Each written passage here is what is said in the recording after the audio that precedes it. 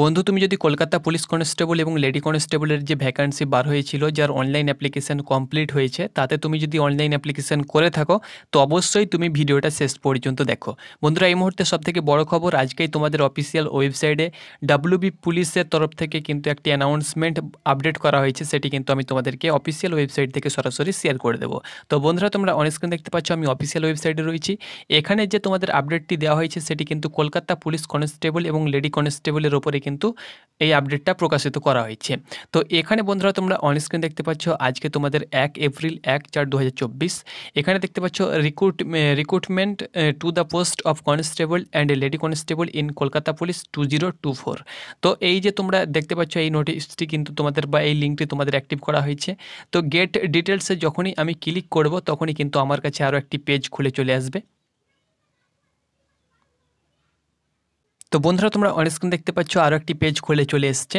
তো এখানে বন্ধুরা দেখো, তোমাদের যে আপডেটটি এখানে দেওয়া হয়েছে সেটি কিন্তু বন্ধুরা তোমাদের এডিট উইন্ডো যেটা, সেটি কিন্তু এখানে প্রকাশিত করে দেওয়া হয়েছে, বা এডিট উইন্ডোর যে লিঙ্ক সেটি কিন্তু এখানে দিয়ে দেওয়া হয়েছে। তোমরা অনস্ক্রিন দেখতে পাচ্ছ edit personal information already submitted. তুমি যেটা সাবমিটেড করেছো তোমার পার্সোনাল ইনফরমেশান, সেটা ফটো, সিগনেচার যাই হোক না কেন, যদি সেখানে কোনো রকম ভুল করে থাকো, ধরে নাও তুমি ওবিসি, তো ওবিসির জায়গায় হয়তো তুমি এসসি করে দিয়েছো, বা হয়তো তুমি তোমার অ্যাড্রেসে নিজের নাম, ফাদার্স নেম, মাদার্স নেম, বা ফটো, যেটি তোমরা জানো যে তোমাদের ফটো যে আমি তোমাদেরকে স্যাম্পল দেখিয়েছিলাম, যেমন তোমাদের হোয়াইট ব্যাকগ্রাউন্ড তোমাদের ফটো লাগবেই লাগবে, এটা কিন্তু মাস্ট।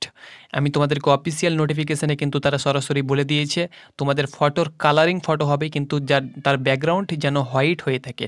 তো হোয়াইট ব্যাকগ্রাউন্ড ফটোযুক্ত তুমি যদি ফটো আপলোড না করে থাকো, বা যদি তোমার সিগনেচার যে স্যাম্পল আমি তোমাদেরকে পূর্বের ভিডিওতে দেখিয়েছিলাম সেরকম তোমাদের যদি সিগনেচার না হয়ে থাকে, তো এইরকম তোমার যদি কোনো ভুলবশত কোনো ইনফরমেশান তুমি ভুল সাবমিটেড করে দিয়েছো, তাহলে তুমি তোমার ফর্মটিকে কিন্তু এডিট করতে পারবে।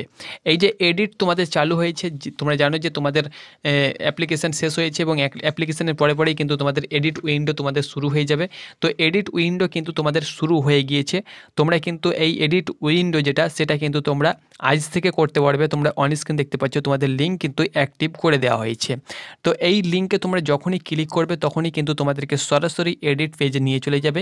এখানে তোমরা দেখতে পাচ্ছ onscreen click here to edit the submitted application for the post of constable and lady constable in Kolkata police 2024 from, তোমরা দেখতে পাচ্ছ 1/4/2024 থেকে 7/4/2024। তোমরা ডেটটা ভালো করে দেখে নাও, 7 তারিখের মধ্যে কিন্তু তোমাদেরকে এডিট করতেই হবে।